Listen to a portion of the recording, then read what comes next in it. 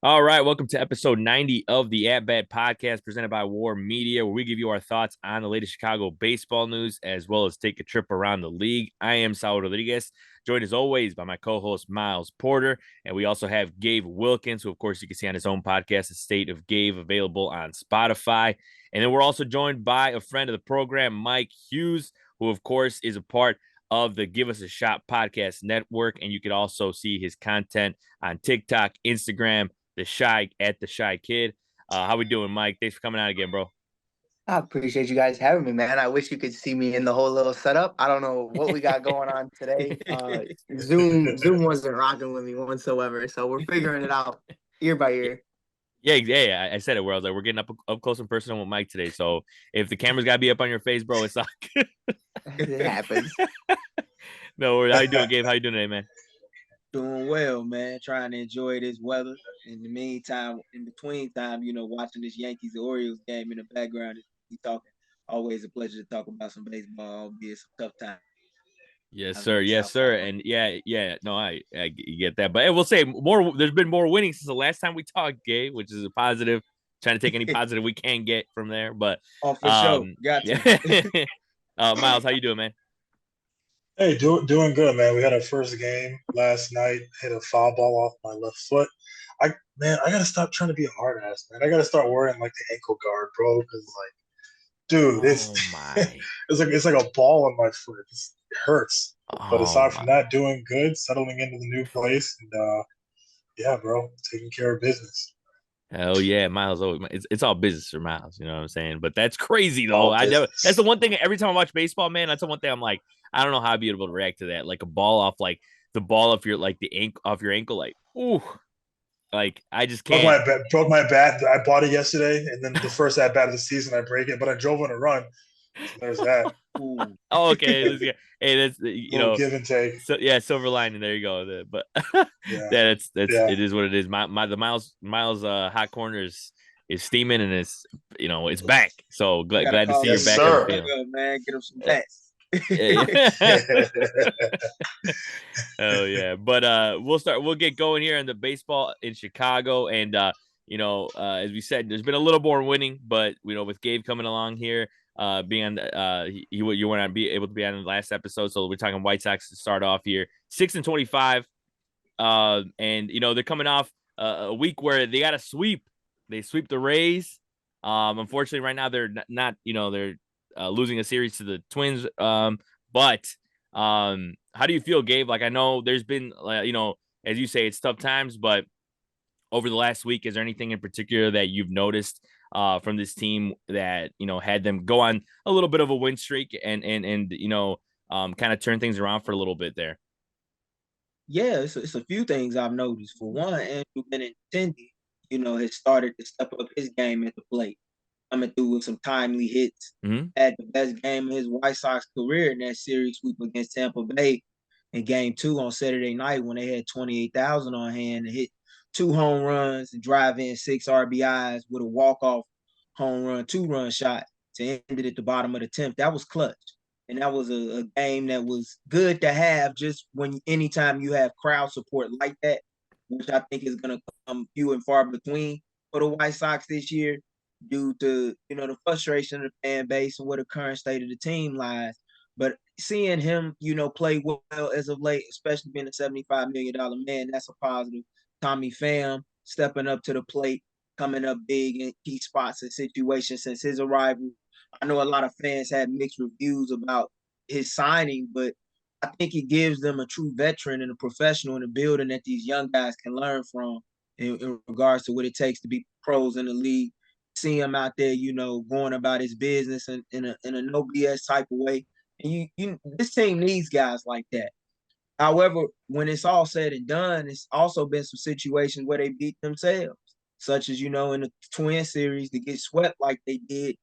Have situations where the bullpen is walking the leadoff man, and then when the bullpen is walking the leadoff man, you're not doing yourself any favors, and it's lead to a lot of unforced errors.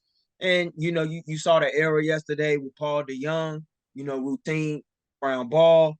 I understand Larnick was running through it and kind of screened him a little bit, but at the same time, those are plays that you have to make, especially when the margin of error is so small with this team when there's no igniters at the top of the order and there's no thumpers in the middle of the order. So I see veterans coming up and rising up to the occasion as of late. It's good that they're getting runs on the board, starting to score early, but at some point, Pedro Grifol is going to have to try and figure out how can he get the most out of his starting pitchers, because the bullpen right now is rather taxed, and a lot of times they're not holding the lead. And it's kind of like if it's not one thing, it's another with this team.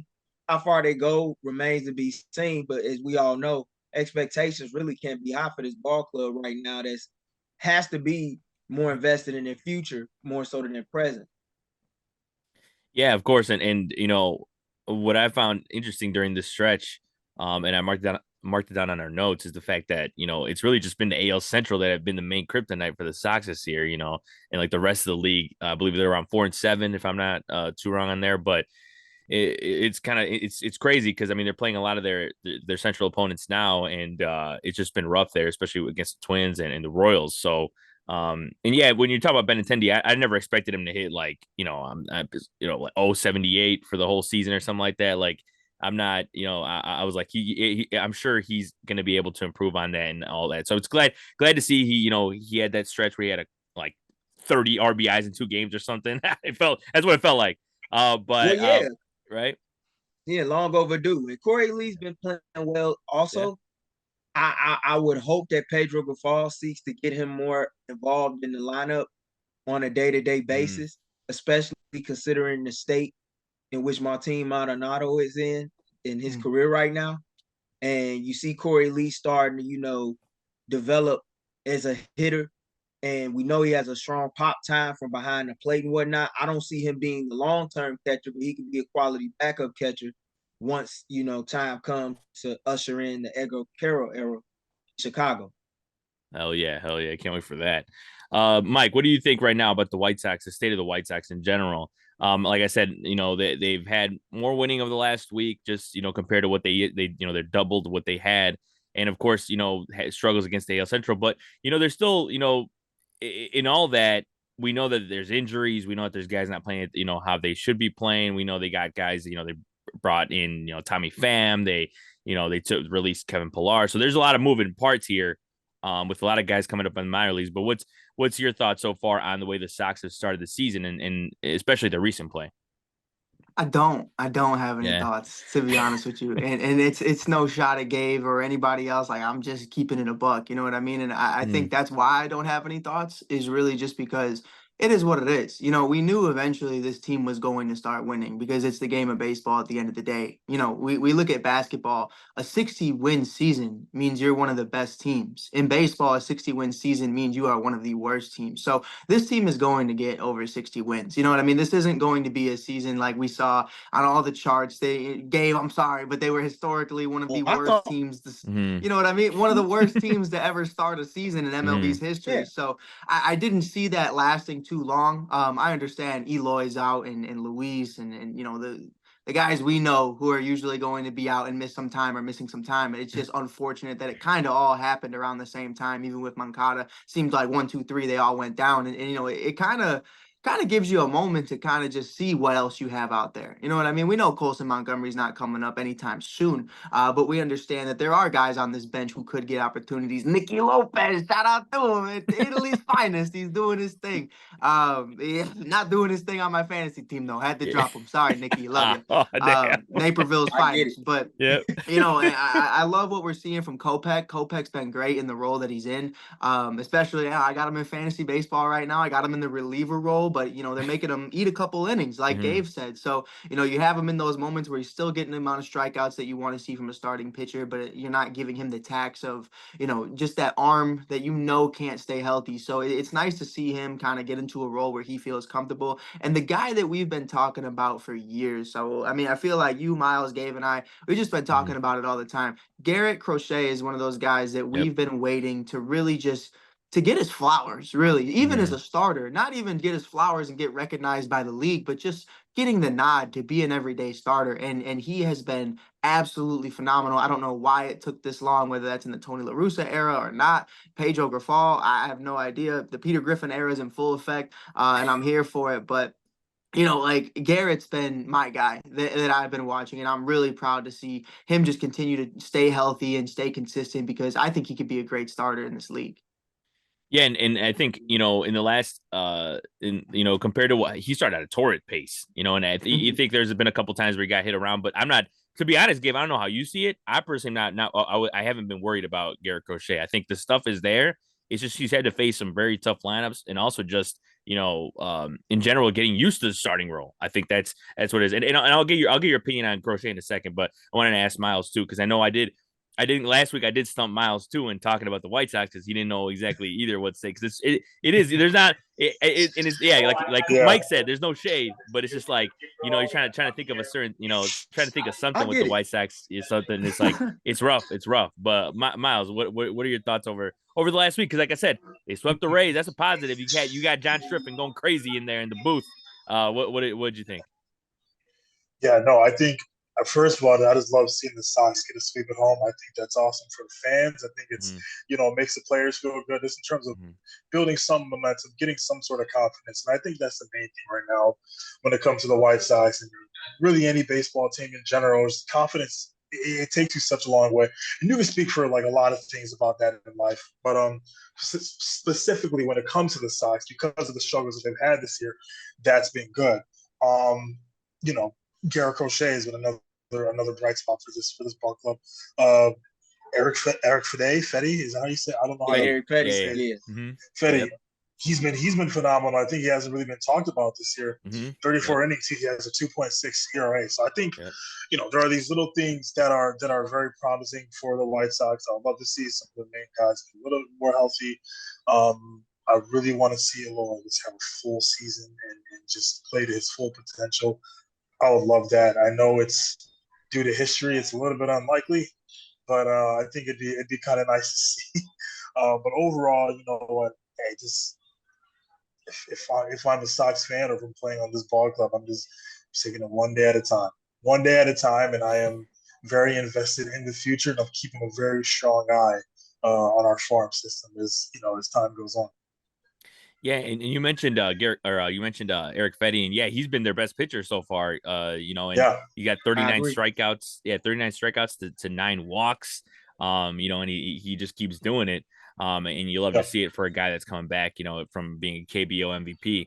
But yeah, I mean, and like I was saying before, Gabe, your thoughts on Crochet, of course, like I said, me from an outsider looking in, like his stuff is good enough, facing tough lineups. Not necessarily worried whatsoever. I know he had a solid start against the Twins. I know 5 innings, 2 earned runs, just gave up a home run, struck out 7. So it was a little more Crochet like there. What are your thoughts on him and just kind of a little bit of a patch of struggles that he had, but he's looking to bounce back now.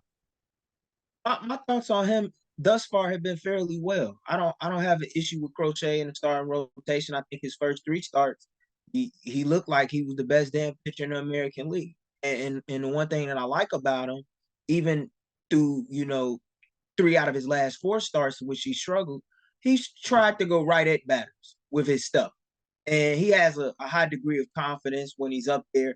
And he possesses a very intimidating presence on the mound, just observing him. But when you're going up against a team like the Cincinnati Reds and the Philadelphia Phillies, which he did in 2 out of his last 4 starts, you talk about 2 of the top offenses in the National League. So you got to make sure you're on your A game time and time again. And I know some mistakes that he wishes he could have gotten back. Looking back at some of those starts, he even has addressed that. And it's times where he probably wished that he utilized his changeup and his slider more, as opposed to just seeking to try and beat guys with the heater all the time. So once he learns how to mix in his pitches a little bit more and continues to add to his repertoire, I think Garrett Crochet will be fine. Eric Fedde, in my opinion, has been the best pitcher by far on the White Sox staff, and he's gonna force Chris Getz' hand on a lot of levels because he signed a 2-year deal for $15 million this past winter during the winter meetings. And with the state of this current ball club, if Eric Fedde does not fit into your future, if he continues to pitch at the level in which he has, knowing that pitching is at a premium and all these arms are injured currently across the league, you might be able to get a top 100 prospect for him right now, or within the next few months if he continues to pitch at the level that he has. So I'm curious to see how Chris Getz handles that situation. with Eric Fetty, a guy that could potentially, if he continues to pitch at the pace that he has been, could be the ace that you need for this ball club. And but right now, like if you look at the White Sox farm system, pitching right now is the strong point. It's Mm-hmm. about getting position players and some igniters and thumpers at the top of your order that can make a difference for you in 25 and beyond. Yeah, and I think that's the one thing that, talking to some Sox friends that I have is that, a guy like Fetty, opens opens the door to, getting a couple prospects from a team that's, that's looking, for a starter at a deadline. So that's going to be the part. It's going to be interesting to watch for sure. And before, we switch over to the north side of Chicago, I did want to ask you this, Gabe, because I haven't, and I want to get all you guys' opinions on this, but I feel like we haven't talked about it yet. But we're a month in now into the season. What do you think about John Striffen, Gabe? I like the guy. Mm-hmm. I like him for many reasons. I like his energy. I like the way that he keeps the broadcast centered mainly around the game, and that's not a knock to Jason Benetti. I like Jason Benetti. I respected the fact that Jason Benetti was a White Sox fan, living out his dream, and provided us with many exciting moments. But he's tried to ingratiate himself with the fan base, and it's his first job at the major league level. Calling games consistently and doing it in a big market. It's going to come with a very fair share of challenges. Mm-hmm. I hate that he's had to go through what he's gone through, and I know that can't be easy when you have to call play-by-play for 162 games for a team that isn't going anywhere. Mm-hmm. Like right, in 2024. So I know that's tough, and then dealing with the fan base hasn't always been the easiest, but I feel like he's trying to bring a level of excitement and enjoyment to the game. And I think that's a great thing for young White Sox fans that's coming up. And, the fact that he's one of only 2 Black play-by-play announcers on the TV side, I think is really cool. I think a lot of White Sox fans need to give him more of a chance. Mm-hmm. And I think that a lot of White Sox fans are using their gripes or taking out their gripes that they have with the franchise out on him in a way that I think is very unjust, especially when he's tried to get to know White Sox fans. And I think when he said the line that he did with Benintendi, hit his walk-off home run, that was excitement. And I don't mind him having that in that moment with the way that the season has been, because it's been very few moments for John Striffen to get excited about. And I know when you're seeing that on a day-to-day basis, that affects everybody. From not only just the players, but the people in that, like him and Steve Stone that travel with these guys. But all in all, John Striffen's been great, in my opinion. And I hope that the White Sox are able to bless him with a team that gives him a joy to call the game in the manner in which he's doing in a passionate way. I love it.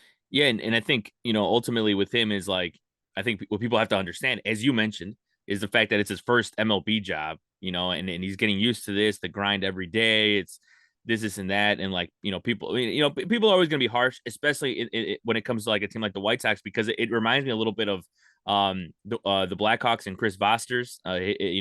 He's fairly new to the booth and replacing, a legend, and so in Pat Foley. So the fans are just when it's not a lot of fans watching because the team's not doing well. You got just the diehards watching. You're gonna have a tough time when it comes to the reception of fans and all that stuff. But you are right, like his energy's there. I definitely love that Benintendi call. I mean, that was getting national play. Everyone was talking about that, and people are keep talking about like, oh, it just sounds like his South Side stand up call sounds a little forced. It's like, I don't know. People like he's got to try something. And I will say, when a team's doing like the White Sox are doing that right now, why not try things, right? Like if you find out it doesn't work in the future, then just don't do it anymore. Like, whatever. But you should really be working the kinks out now with the team that's not being watched by the masses. And then once the winning team for the White Sox comes in, then maybe he'll be elite finally, or whatever. Because I know he's just barely working it out. But I do love his energy and I love the direction he's going in. But I want to get your thoughts on this, Mike. What have you thought about when you've listened to a White Sox game? What have you thought about John Striffen and the way he's been doing so far?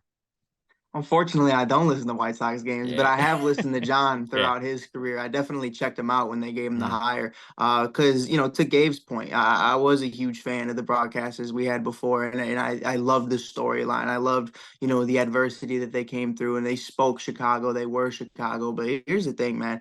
And everybody on this panel right now can agree. Everybody listening, if you think your shit doesn't stink, you're wrong. Like that's what it is. Like I remember when I started Mike on the mic for the first time in my mama's basement, and I'm trying to get the intro and the hook and everything right. And 3 years later, if I go back and I listen to one of those original, man, I remember I interviewed Tim Jennings. Tim Jennings, a Bears legend. Aside Peanut Tillman and Lovey Smith, we're talking about Brian Urlacher, all this stuff. And I'll tell you what, everyone always talks about, oh, you interviewed Tim Jennings. I hate that interview. I hate that interview of my life because that wasn't me. That wasn't myself. That wasn't who I am today. That's not the shy kid. That's not the Mike you see on War Media or Give Us a Shot or anywhere. I effing hate my old videos. But those videos those videos ran. So right now I could just walk. I'm chilling. You know what I mean? Like they were full blown sprinting. I know the quote's always backwards, but I'm saying it the other way around because I think it's important. Now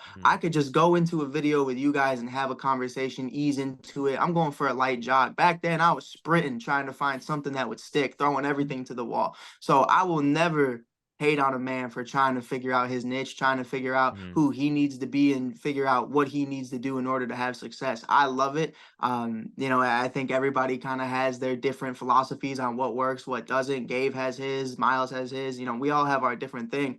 Me, I start yelling. I get loud when the Cubs go crazy. I'm there. Miles is there with me. We're playing the damn song. It's a great time. But early on, man, I was just reading off notes that I would make. And now it's like, okay, I have my notes written down here and I don't have to look at them more than twice because I already know what I'm about to say off the top of my dome. So he's figuring it out. I didn't mean to make that so long-winded, but I do hear a lot of Sox fans kind of talk about it. And I'm like, all right, then you go up there and you talk about that shit for 162 games because I promise you don't want to do it. I promise you. Yeah, exactly. I know like, how you feel, and I know what you mean, Mike, because I had that conversation with a lot of fans just last year. The season ticket holder relation to players. It's for everything you think you know. Is so many things that you don't know in this game, and in the media space, I can relate. Like it's a lot of things I might think my ego will tell me, oh yeah, that was great. Then I look back, I'm like, nah, I could have did that a little better. You know what I'm saying? Yeah, I could have did that a lot better. So I understand where you're coming from. No doubt, no doubt. And no, yeah, you guys opened the right door because I think just thinking about it and like me doing public address announcing, like I've legit had people. I was telling my sister recently, I've had people legit laugh in my vicinity. Like I could see it, like them laugh as I'm doing something, I'm saying something, or like maybe I slipped up on a name or slipped up on a word or whatever, and I would just keep going. But I do see them like laughing or whatever, and like people are like giving me stares, and it's like. And like Mike said, like, dude, like, you think you could do it? Like, come on, I'll give you the mic. Let's see. Like, let's see what you can do with the mic. Bro. I always listen. Not to cut you off, but like I think it's so important, especially for you because you do amazing shit, bro. Like I was talking to my guy Miguel about you on the Spanish broadcast with the Cubs, and he does amazing stuff over there. I just saw him do the seventh inning stretch the other day. But I think I always go back to what Conor McGregor said, and he's like, they've been laughing. Oh, hold on, because I'm Irish, so I could do this. They've been laughing. He says it my whole career. And it's like, you know what I mean? Like, everyone laughs at the Joker until the Joker wins a national title, until the Joker wins back-to-back national rings, until the Joker wins a World Series. I was a Cubs fan 16 plus years. People were Cubs fans 60 plus years saying one day we're going to win a World Series, and everybody's laughing. And, as sure as God made green apples, boy, I mean, it happens, and we're in there, bro. And, I think that's for everybody, not to make this a whole little TED talk, but like, man, bro, let them laugh, bro, because you're continuing to get better and other people are just watching you grow. And if other people want to watch me get better, that's okay. Yeah, exactly. Hell yeah. And that's how I feel. Appreciate you, Mike. Like, that's how I feel. Like, I'm like, by no means like, I'm sure like maybe years ago that shit would have like, gotten me mad or something like that. But like, nah, I think now it's just kind of like, it's all good. Like, it is what it is. And also, that's the best part about like when you're doing this type of stuff, like when you're doing like talking or anything like that, is the best thing you can do is when you mess up, keep going. Like, don't even think about Absolutely. it. Don't stress on it, whatever, because just keep going. But definitely appreciate those wise words. And I will say with Miguel Espada says, what's funny is he comes out in a lot of ads for Univision. And my dad always says that we look alike.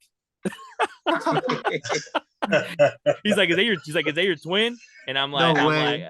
I guess I can see you got the beard, we got the cheeks, it's because it's a little similar, we're both Mexican. Yeah, I guess yeah, I yeah. can kind of see, but Miles, what have you thought about John Triffin? I'm sure Mike said he doesn't listen to a lot of Sox games, but maybe you heard that call, they did with Yeah.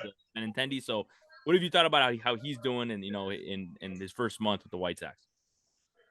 Bro, it's been a very limited amount of Sox games Mhm. that I've obviously tuned into. I thought it was fine. I thought it was fine, and I think great points have been made all around in terms of people and I see them do it with Boogan, not really JD just because he's been there a little bit longer, but I see them do it with Buciani for the Cubs. A lot of fans saying X, Y, and Z, and different people at Marquee, and I'm just like, okay, you do it. You know so much. Go up there and do it. And so I think he's done a fine job, and sometimes you just need time to get used to their voice, and you gotta find your calls. There's been so many great announcers before him, and trying to find that specific call. It takes time, man. And so whenever it comes to this stuff right here, this is why I enjoy doing it. I'm not the super analytical dude. Pitch on Big Chalk. No, for sure. And Saul, I don't know if you caught it last night. I listen, Boog, I've met Boog in person many times. He's a great dude. He's great at what he does. But even last night, he says that Mike Talkman makes the catch, and that was Pete Crow Armstrong. You know what I mean? And it's the middle of the game. Yeah. It happens. You know what I mean? And do those two look like complete opposites? Sure. You know what I mean? Is that but when you're all the way 400 plus feet away and you're trying to make a call, it's a lot different, especially when you're trying to call balls and strikes as it's happening. Yeah, and with the Yankees announcer as well, the guy that just retired for the Yankees. Oh yeah, Yankees Sterling. fans would always John crap Sterling. on him. Dude, he loves the Yankees, and he made a few mistakes during his tenure there. Are you kidding? And the criticism that he got, I was like, this is ridiculous. This guy loves the Yankees. His home run calls are incredible, bro. Are you kidding me? Yeah. A Stantonian blast. I don't even know what that means, but it's just cool, bro.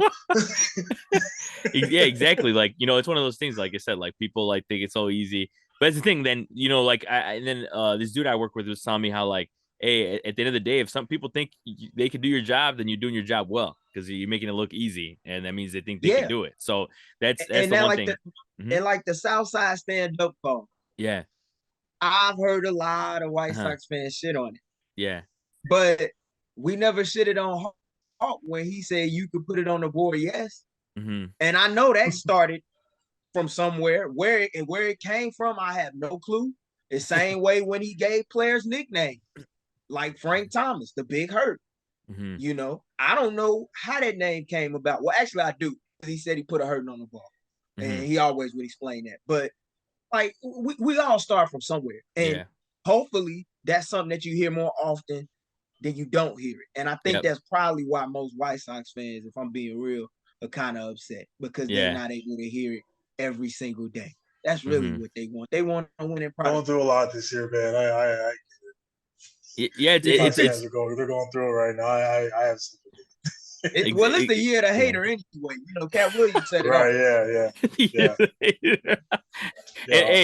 And it's what to what you're saying, Gabe, is 100% true because as you say, it's like with Caleb Williams, like all the haters, it's like with winning, no matter what, if Caleb Williams comes in to win, he could be doing anything, like it don't matter. Like if he wins, gonna be a legend here forever. And that's the one thing that people don't realize. Like chill out, breathe, and anyways, let that happen. But anyways, from a Bear to a Cub, let's go to the north side of Chicago where the Cubs are 19-12. Currently playing right now the series finale against the Mets, up 4-2 in the fifth.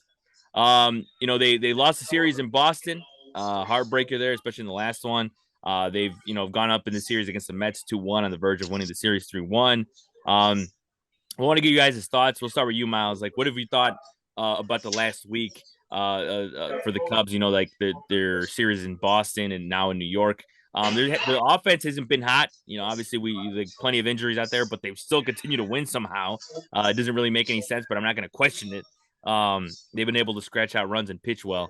But what have you thought about the Cubs over the last week, especially in that series against Boston in the series in New York? I think you just said it too. There's been so much incredible pitching from this ball club. I could not be more satisfied in terms of the arms that are down right now. I have to talk about Showtime Imanaga. I think it's a must, bro. Mm-hmm. Um, and still, I think he's still not getting the attention he deserves, rightfully so. This is his first season. You got other players who have always kind of got a little bit of bias spotlight from the media. I'm not trying to call out specific names. I'm not going to do that. But it's been breakout performances like that. You know, we have Adberg who's clearly trying to figure it out at the moment, and Craig Counsell is also trying to figure out where he fits right now because it's something's not clicking, pitches aren't moving, he's not locating amazing. Um, I'm loving the pitching. I'm loving the pitching, and I think it's really keeping us in games. The offense has been great these past two series as well. It just in my personal opinion, I think the pitching has really kept us in a lot of these games, minus one or two clunkers that we had in Boston, where we kind of got our butts handed to us. um, yeah, but besides that, I'm happy. I'm very happy with this ball club, and I'm loving what Christopher Morel is doing at third base. And he just had another clutch home run earlier today. Yeah, yeah. So hey, I'm a fellow third base. I'm right there with Chris. I'm rooting for this dude. I think if he puts it all together, I think he's an all-star. I have to stand by that. He just has that kind of ability. Um, loving it. Need the boys to stay high because we got a big old series coming up. Yep, and that's the Brewers coming up this weekend, and that's going to be crazy and intense and all that. So, but you're right. The pitching has been one of the main parts that has been holding it together. I mean, you got Imanaga, then you have Javier Assad, who just is shoving every time he goes out there. Tyone's been looking good since he came off the IL. Jordan Wicks was pitching well. Of course, unfortunately, he went on the IL, but just everyone, and even the bullpen's been doing a little better. I understand, also I has something to work on. We got people calling Hector Neris heart attack Hector Neris, heart attack Hector, because every time he comes on, he's gonna put somebody on. And this is the thing though, is that when you put a guy out there that's not gonna get a lot of whiffs, you're gonna get guys on base. It's just the way it is. And unfortunately, the Cubs don't have a guy with a lot of swing and miss that they could put in there. So he's not exactly a guy that attacks hitters either. He's more.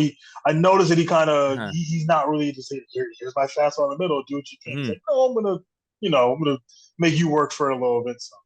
Yeah, he kind of nibbles, especially with the splitter.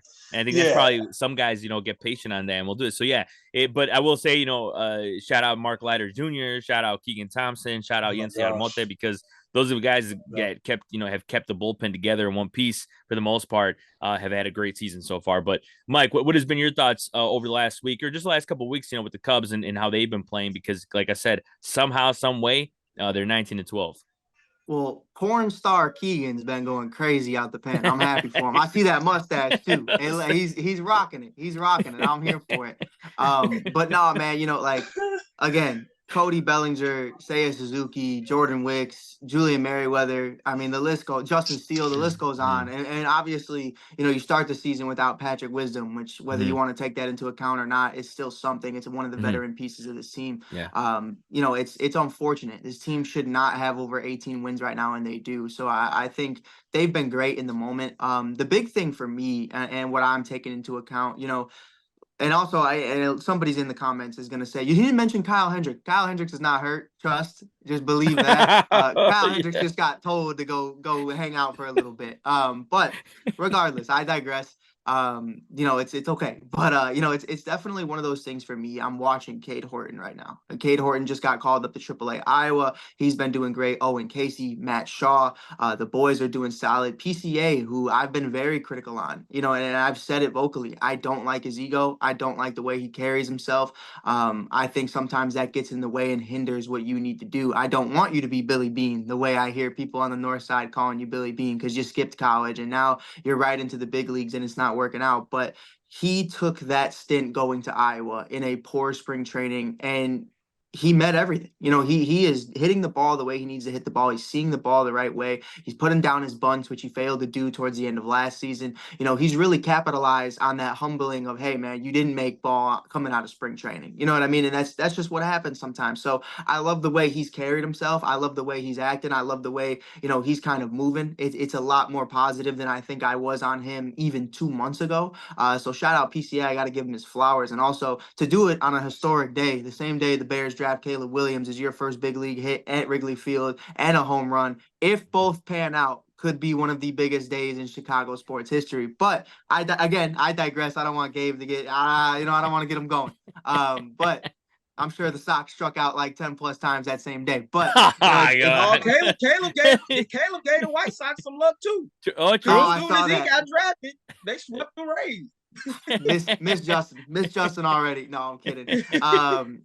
But man, what I really want to talk about is what's going on with Dansby Swanson. And I know that's a topic for later, but I'm paying attention to what Dansby has going on. Last year he has less than 6 errors throughout the entire season, and this year he has over 5. And he wins a Gold Glove in 2023, so I'm not quite worried about him, but I do understand guys like him and Morel are kind of, and even Ian Happ on certain days, are in situations to where they don't feel comfortable, I guess the word you can use is, in the lineup. You got Dansby, who's typically 1 through 5, and now you kind of got him at 7 through 9. And then obviously you got Christopher Morel at the cleanup spot, but he's trying to figure out how to play third base every single day. So I think there's a lot. And Ian Happ, we know how it is when Ian Happ's in the third spot, 3-hole, 2-hole. I hate it. If he's leading off, I think that's kind of his best bet as of right now. But, because he gets on base. What does he do? He gets on base. Money ball. It's the only thing that matters. But, I think at the end of the day, man, for Dansby, I don't know where these errors are coming from. I don't know where these mental mistakes are coming from.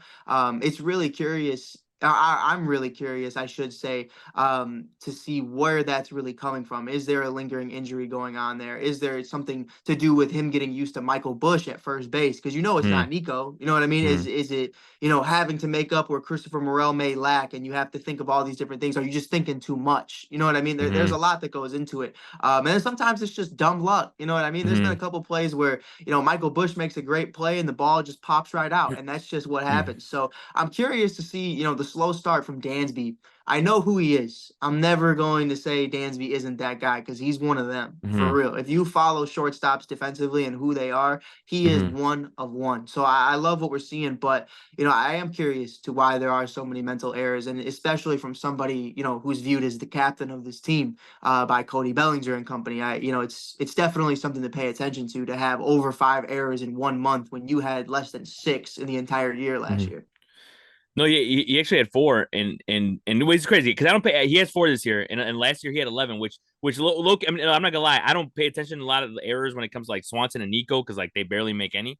But I'm kind of surprised as to like the numbers that he's had in his career at the shortstop position with how good he is, like comparing elite to how much air. But yeah, you're right. Also, I'm sorry, so I had my numbers wrong. I had the wrong stats on there. But no, you're good. You're good, because I thought I was like tripping. I was like, oh shit, did I read that right? No, I think I had the numbers wrong. But it's crazy though when you think about it. To already be at 4, you kind of just look at it and you're like, why? Because to Gabe's point, because Gabe and Miles and I made jokes about it in the bleachers like 3 weeks ago. Like this time last year, we're looking at Trey Mancini, Matt Mervis, and Eric Hosmer. So like, it's not that, defensively, Michael Bush isn't better than them or worse than them. So it doesn't really make sense to me to why things are getting worse.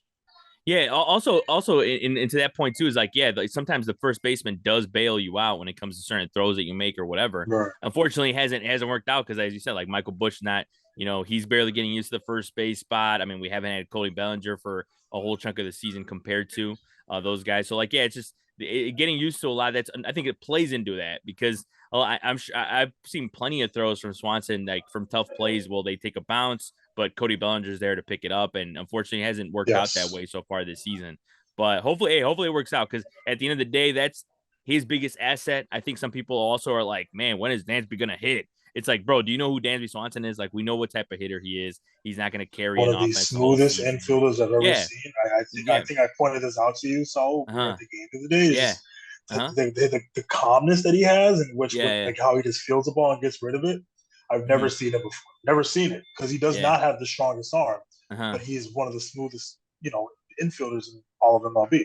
So Yeah, it's just such a chill. It's just the best way to describe it. But Gabe, what has been your thoughts? I'm sure how many games of the north side you caught, but from that standpoint, what have you thought about the Cubs and just in general how they've been able to manage 19 wins with all these injuries and from these different types of struggles, as Mike has said, from the defensive perspective and also from a bullpen aspect as well. Hey, Gabe is watching all the Cubs games. I see him in the corner. I see him. I see him on the highlights watching every single game. He's Gabe paying attention. lurking. I ain't gonna say I'm not gonna say that I watch all of them, but I do watch the Cubs a little bit more over the last 8 years I have compared to what I did coming up as a kid. But what I have seen thus far is a team that is learning how to win, and they've had guys step up in big time spots for them. Like you take the game with Severino nearly no hit him, and you had Morel step up with a big time home run to win the game. And those are the type of responses that you need from your ball club after you drop a heartbreaking contest on Sunday Night Baseball at the hands of the Boston Red Sox that cost you the series. The 17-0 game, as crazy as that was to see, and I didn't watch that game just to see the score. It was crazy to see that shit. But like that's an outlier in the grand scheme. But for them to respond the way they have, taken 2 out of the first 3, if you beat New York today, that's 3 out of 4. That's another series win. And then you're going into, a pivotal showdown with Milwaukee, the NL Central showdown, that you win 2 out of 3, you sweep that, you're going in with a whole bunch more momentum, and you're putting yourself in a great position in the standings. So if you're able to take advantage of games like these and win in April and May, it does you well when you get to the dog days of summer and you're, in the thick of the playoff race. As far as the bullpen is concerned, it's rather obvious that they're going to have to go out there and search for some arms, particularly a closer. I thought Alzolay was a guy that maybe you could trust. I don't know right now if that's a guy that you can trust. Hector Neris, I can understand why, some fans have mixed reviews on him, especially in high leverage situations. So I'm curious to see how they adjust and manage that bullpen with Craig Counsell, a guy that's known to manage bullpens rather well throughout his time as a manager in the league. But overall, they're playing very well, and they built it up the right way. I'm just curious to see what moves Jed Hoyer is going to seek to make. I have no rooting interest. I'm not going to lie. It's tough to watch as a White Sox fan, but right now, like they have a great team, and they have a team that has a chance to vie for a central title. Let's see what they can do. Most definitely. And Saul and I were talking about it, and I think it's important to break down Michael Busch and the situation of Michael Busch. Like Michael Busch, oh yeah, he can't make the roster. Yeah, no. And that is the highest of highest regards for the Los Angeles Dodgers, who have Mookie Betts and Justin Turner and Freddie Freeman over the years, and that's why you don't see Michael Busch, because he's blocked. And I kind of talked to Saul about this, I would say 2 months ago, man, and I kind of mentioned guys like Matt Mervis, guys like James Triantos, who are top 100 prospects who are absolutely raking at the minor league level right now. But you have James Triantos, who isn't going to fill in physically to be an everyday third baseman, especially when you got BJ Murray, you got Matt Shaw, and of course Christopher Morel's in the hot corner now. I definitely could see little guys like that. I don't know if you guys would agree, like Triantos or even the Kevin Alcantaras or somebody along those lines who, and there's just not space for you right now. Same thing we dealt with Eloy and a bunch of other guys we moved on from. I could look at the Guardians right now and say, hey, is it, Saul, how do you say, Class A? Class A is their closer? Oh, yeah, Class A. Yeah, Class A, yeah. Yeah, hey, you want Triantos and Mervis? Here, give me Class A, and we can run it. Yeah, I agree. No. See, I see what you're trying to do, and I understand, because I ran some trades through the simulator, and there are some pieces that I think the White Sox need to be interested in within the Cubs farm system. Triantos is one of them, and Canario is another one. And I know that's why they playing Canario a little bit right now too. Yeah, they're gonna same shop. With Mervis. They're gonna shop him for an arm. Yeah, they're gonna shop a couple guys. Yeah, and that's I think is also kind of how Mike said that there's not a lot of room for these guys You know, and at the end of the day, you got to cash in your chips. I mean, it's sad. It sucks for some of the guys that you want to see in the big leagues, but at the end of the day, if you have a team that's right there, you gotta do it.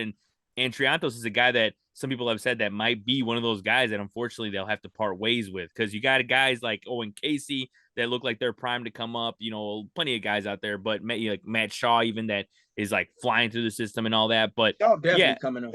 Yeah. yeah. So you have to make room. Either you have to make room or you gotta send them out. And that's just the way, unfortunately, how it works. And and they Yeah. also have the obviously the advantage of having plenty of those guys. So I don't think it'll hurt as much as some Cubs fans will make it out to be. But you got to do what you got to do.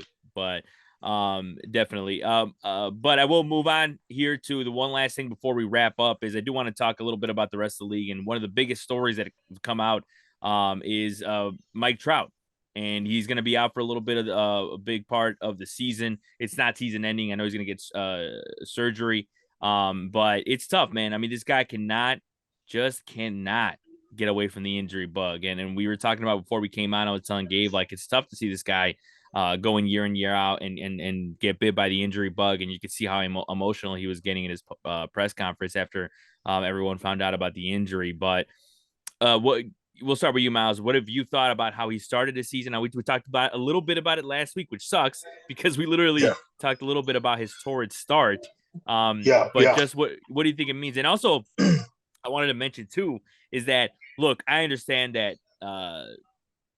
as much as I think Stephen A. Smith's hilarious and I love his NBA takes are great. I was just about to start talking about every time every time we talk about baseball, I'm covering my ears, which is fine. You could talk about it, but I'm just not going to listen to it. And of course, he made that comment saying, how like Mike Trout, his karma for staying with the Angels is crazy.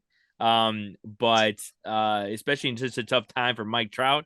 But you guys can get into that too. But Miles, what has been your thoughts of just how unfortunate it's been for Mike Trout, man, and just how good of a start he had, and now he's gonna have to take a seat back and step back, and also no MVP season this year for Mike Trout, man.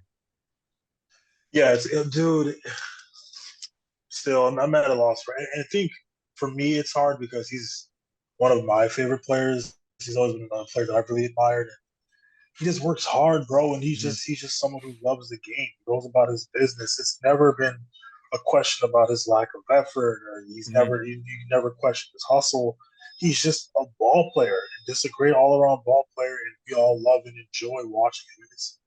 It's unfortunate. It's so unfortunate. I feel so bad for this guy. The press conference that he had where he was brought to tears. That sucks, bro. And I was talking about it with my dad yesterday on the way to the game. I'm gonna keep this as PG as possible because I'm at work. But what Stephen A. Smith, how he was talking about it, it made me so mad because he is talking about Mike Trout like he's talking about Kawhi Leonard. I don't like him speaking on certain things and like with baseball, like you could speak on it with basketball and football. The whole him not leaving the Angels karma thing, that's bull crap. It's just bull crap. It's not fair. He's loyal to his team. I just don't understand it. If you're gonna criticize him for staying with the Angels, what are you criticizing KD for the Warriors? I just don't get it. I just don't get it. So there's just aspects of it where I'm just like, that's not fair. Baseball is a little bit different from other sports. Obviously, no sport is the same, but we're talking about a 162 game season. He's 32 years old. He's been playing. He's been in the league for a while. I'm not saying that he's like some old dude, but like, dude, you play a lot of ball games in your life to this point, and you gotta. I don't know. He's just someone who cares about the game and has always been a great ambassador for baseball. It sucks, man. It really sucks, man. I disagree with about 80%, 80 to 90% of what Stephen A. said. There's some things that he said that I was like, okay, well, yeah, I get that, but baseball is a little bit different from other sports. You can't really talk about Mike Trout like you talk about some like one of the top football players or top NBA players. It's different. It's a different realm of sports. So that's my take. I'm wishing him a speedy recovery to get back as soon as possible. The Angels already have a handful of problems going on over there. Ron Washington God bless his soul, one of the best, most pure managers in baseball. I love this guy. I love listening to him talk baseball. The perspective he brings, the swag he brings, the culture he brings. Yeah, I'm just it's better for his baseball is better when Mike Trout is playing. So I'm just hoping for speedy recovery. Yeah, and I think we all definitely have an opinion on like him being in on the Angels and him staying on there, but it's like there's definitely the wrong way to put it. That's for sure when it comes to the comments Stephen A was making, because like Yeah, obviously like I yeah, definitely feel like he shouldn't be on the Angels anymore. It's just my personal opinion, but by no for means sure. Yeah, by no means am I saying that the type of fact stuff. he said But it was karma though, I'm like, that's bullcrap, yeah, it's bro. That's wild. That's wild. ridiculous. Karma? Uh, yeah, that's crazy. Well, Mike, what has been your thoughts just on this whole situation with Mike Trout getting injured? It's I know there's nothing good here, nothing good here to talk about, but just kind of like his towards starts of the season. And unfortunately, he got bit by the bug again. Me and Miles have quickly became brothers. And what I love about brothers is, you could grow up in the same house as someone, be two completely different people. So Miles kept it PG. I'll just keep it a bean. Fuck Stephen A. Smith and fuck Mad Dog. Because I heard what Mad Dog said this morning. If you're gonna say Shota Imanaga's name, first of all, you old white sack of shit, say it correctly. Because I'll send y'all this video of how he pronounced his name today. If it's your job and you're getting paid six figures or more to say somebody's name, say it correctly. If you're gonna talk on it, if you want to be the best, the baseball guy, be the baseball guy. But I'll tell you, Max was the best thing that happened the first take when it came to the baseball world, despite him being a Yankees fan. So Mad Dog, first of all, don't disrespect, especially a foreign player. We're not gonna do that because I'll still never forget what Stephen A. Smith said about Shohei Ohtani not being able to be the Yep. face of baseball because he doesn't know English. Okay, Yeah, cool. Like the majority of these guys aren't Dominican. You know what I mean? Like Mm-hmm. Luis Robert Jr. doesn't know a lick of English right now, but he's still the hottest thing that's come to the South Side Mm-hmm. since I don't even know Paul Konerko. But I think it's yeah, just one of those things for me, man, where don't talk about what you don't walk about. You know what I mean? Like 162 games. Come on, bro. NFL players play once a week. If anything, maybe they'll play twice in 10 days.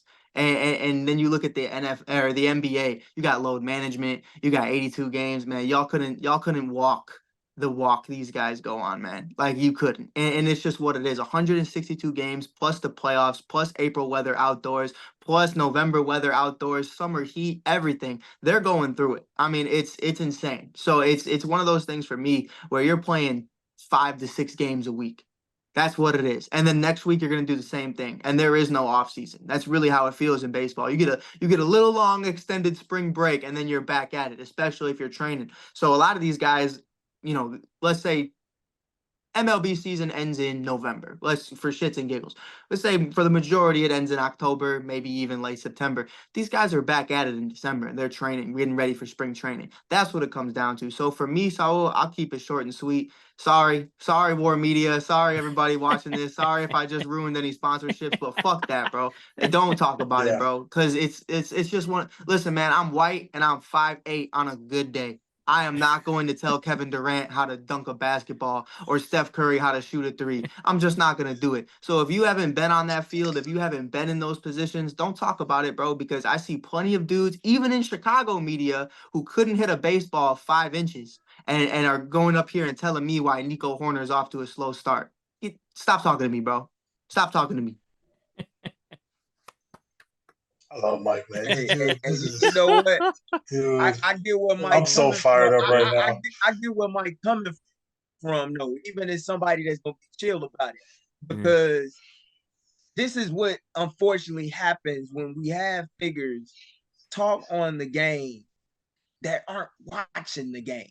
And baseball, Mm-hmm. unfortunately, is not as popular as it was when I was coming up as a kid in the mid to late 90s to early 2000s during the steroid era with Bonds and McGuire and them guys. But at the end of the day, knowing what I know about baseball, even as a fan, even if I remove myself from locker rooms that I've been blessed to be a part of and professional athletes, you understand that it's a day-to-day grind and shit. You understand. It's well understood. And like Mike said, it it doesn't stop. It doesn't stop. And you include spring training, you're talking close to what, 200 games? even if you're not playing the full game and you getting rest every so often. But in regards to Trout, it's unfortunate. It's very unfortunate. We're talking about a guy that was looked at as the de facto face of baseball prior to Shohei Ohtani's arrival to America. And a guy who, in my opinion, since Ken Griffey Jr. came about, you could say has been the best center fielder, bar none, over the last decade and beyond. And he's in his 14th season in the league. And these injuries pile up and they happen. Hopefully, he can recover from it quickly and come back and continue to pick up right where he left off, because he looked like he was destined to gain yet another All-Star appearance. I believe he's made it to the All-Star game every year since 2012. Even during the years in which he's been injured. So that's a streak of dominance. And I've had the pleasure of watching Mike Trout play live on several occasions, and it's a treat, especially when he was in his prime. And I still think he has a prime left. And when you talk about, well, that's what he gets for playing on the Angels, I mean, let's keep in mind this guy isn't a free agent until 2031. He's on a relatively very high expensive deal. And even though baseball has no salary cap, most owners are afraid to trade for him because they know that they have to give up something of enormous value to get him at an age where most players do start to decline. But nevertheless, it's Mike Trout. So you gotta give up something to get a player of that magnitude. And I think that's why he hasn't been moved. But when you talk about, well, he plays on the Angels, I'm pretty sure if me and you, all three of us, all four of us rather, were to make a bet as to whether or not Mike Trout would be on the Angels in the next 4 to 5 years, I'm pretty sure we would all say no. Like at some point we know that's going to come about. But it's what Stephen A. Smith said. As much as I have a lot of respect for him and what he's done over the course of his career, that was rough to hear. That was very rough to hear. And what it shows me is how the media attention that ESPN gives Major League Baseball has really went down the drain over the last decade and a half. We've come a long way from the days of Baseball Tonight and whatnot, where we can't sit back and sit down and analyze what's really going on with some of the top figures in the game. I don't watch Major League Baseball every day, but I am smart enough to know that in a 162 game season, it's a war of attrition. And everybody's playing hurt. Some guys are playing hurt and they never admit it. And that's just the nature of the beast. But to sit up and say what he said, that was whack to me. Yeah, and I'll even I will say, You're man, good. hey, I love him. I love Stephen A. Smith. I love Mad Dog. Yeah. But don't, you know what I mean? But don't put me in a position to where I have to hate you, because every time I hear somebody talking about baseball on that network, it's just like we're clowning it. It's like we're not even paying attention. And to the Mike Trout point, listen, I would love Giancarlo Stanton and Jason Dominguez going to the Angels right now and Trout to join the evil empire, just because I think it would be great for baseball. Is it going to happen? No. What I hate is when people like Stephen A. Smith, people like Mad Dog sit up there and say, well, if you're an athlete, you better soak every single penny out these owners. Then Mike Trout does that. Oh, but now he's the bad guy because he stayed. Hey, did you want him to get his bag or not? And that's my problem. I would have did the same thing. Yeah. Yeah, I'm not faulting him one bit for that. But but this is the problem though, Mike. Everybody in society nowadays wants to have their cake and they want to eat it too. You're damned if you do, you're damned if you don't. Everybody wants to be pleased. Everybody wants their shoulders rubbed, their pat on the back. Yeah. 100%. Yeah, and I think also, damn, I mean, we could have a whole podcast episode on just talking about ESPN and how they handle baseball, because we're just on Sunday Night Baseball with just the Red Sox, and in a lot. I mean, I probably watch every single Sunday Night Baseball just because obviously I'm just a baseball freak, but like I noticed this way before, but a lot of Cub fans got a taste of that national game, for the first time in a while, and just, man, it's terrible. Like, it's just not good, man. And like, just not even just, and I'm a big Carl Ravitch guy, but I personally was a big Carl Ravitch guy when it Baseball Tonight, but it's just everything. It's all encompassing, whether it be the the camera angles, or whether it be just how they present it, what the segments they're doing during the or game. when they have A-Rod on for the millionth time, and you're just like, man, bro, like, yeah, get out of exactly. here, bro. Yeah. But it's like it's got to Yeah. improve if you want to keep the game, and it's like little by little. If you just gotta take advantage. But yeah, like I said, we could probably have a whole episode talking about how they handle baseball. But I think that's a good place to wrap things up for this edition of the At Bat Podcast, episode 90.